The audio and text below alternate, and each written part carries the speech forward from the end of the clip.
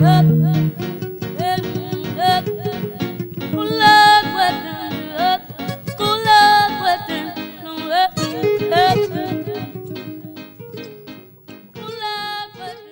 chose Cape Town because when I left last time, I promised myself that I was going to come back. So I already knew I was coming to Cape Town for the start, no matter what I was doing. And I thought it was the best place in the world. It was the cheapest, and it had the internship that I wanted to do. It had the type of work. Everything else was just kind of like teaching or like doing other community projects, but it wasn't like, when I read Lalela's description, I was like, oh my God, that's what I went to school for. So it was like exactly the internship that I would want to do. So in the morning, we get to the office and we'd go and get coffees, and then we go upstairs and usually do some sort of office work. When I first got here in December, Sonia and I basically put together the entire One and Only show. So we were like really thrown in and had so much to do right away. We were working with the curator, we were like going back and forth to the hotel, like helping them hang the exhibits. We had to label all of the pieces of art.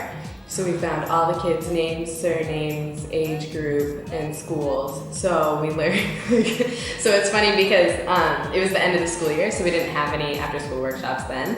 So now when we went into the workshop, they'll say the kids will say their first name, and I'm like, oh, is this your surname? Because we had to write it so many times for the labels for the show. So we had to organize all of that. We had to get everything printed, working with printers. We had to make catalogs. We just did so much like office work.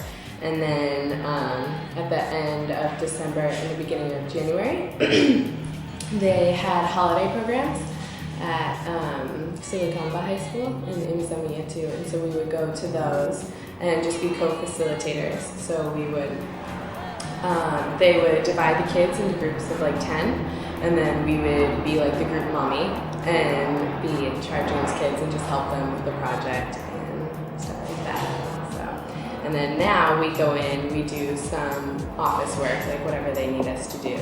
And then we prepare for the workshops that are on that day, and then in the afternoon we go into the schools. And usually we're co-facilitators, but the past 2 weeks I've been head facilitator because they've had like a shortage of people.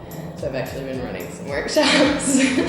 I've learned so much. I feel like, I don't know. I mean, obviously like never take anything for granted, and just kind of like, I guess the biggest lesson that I've learned from these kids is just like the power of being resilient.